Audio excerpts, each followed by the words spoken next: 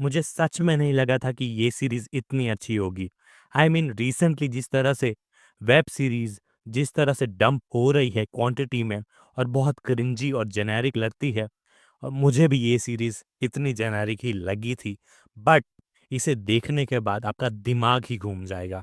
Hello guys, welcome बाद में करेंगे और आज मैं करूँगा सीरीज़ का रिव्यू जिसका नाम है मंडला मर्डर्स। कहानी की बात करें तो मंडला मर्डर्स सेट है चरणदासपुर में, जहाँ पे अचानक से कई सारे मर्डर्स होने लगते हैं और कई सारी बॉडी पार्ट्स अलग-अलग जगह पे कटे हुए मिल रहे होते हैं, जिसके पीछे एक सीक्रेट सोसाइटी है और कैसे एक पुलिस वाला और एक सीबीआई इंस्पेक्टर इस सोसाइटी के जो राज है वो अनकवर करती है और इनका जो मकसद है वो रिवील करती है, और कैसे इसके आसपास के जो लोग हैं वो इसमें फंस जाते हैं।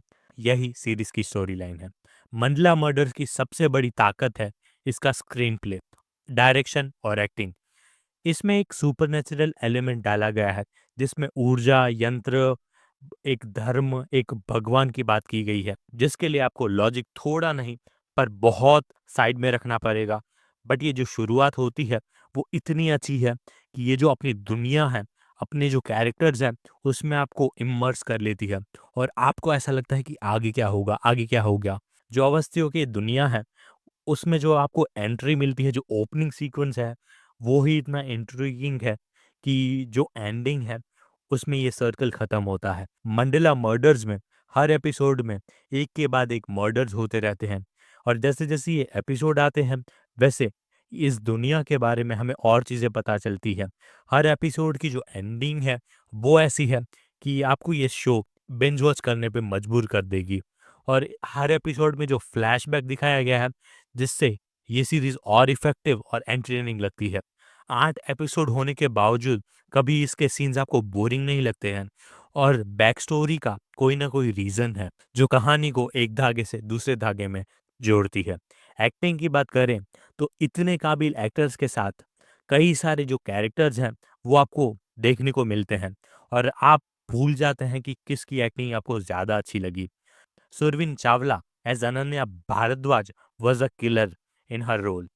जितने डिफरेंट तरीकों से वो अपना रोल निभाती है, जो कॉन्फिडेंस, ब्यूटी, सेंसुअलिटी और बिंदासपन उनके रोल में है, उससे मज़ा ही आ जाता है।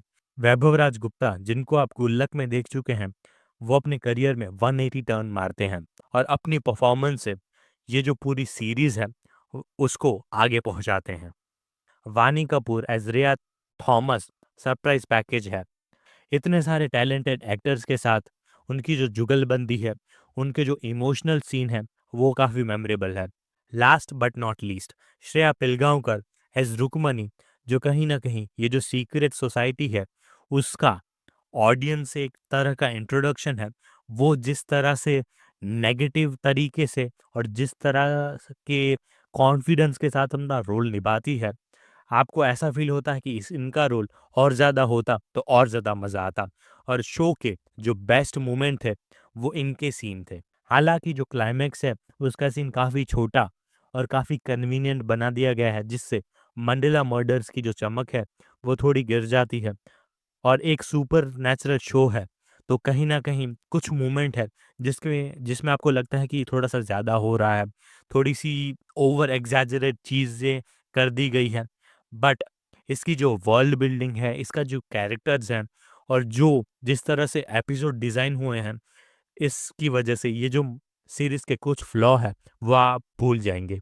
और लॉजिक को साइड में रख के इसका जो यूनिवर्स है, इसकी जो चीज़ें हैं, वो आपको कहीं न कहीं असली लगने लगती है, जो इस शो का पर्पस भी था।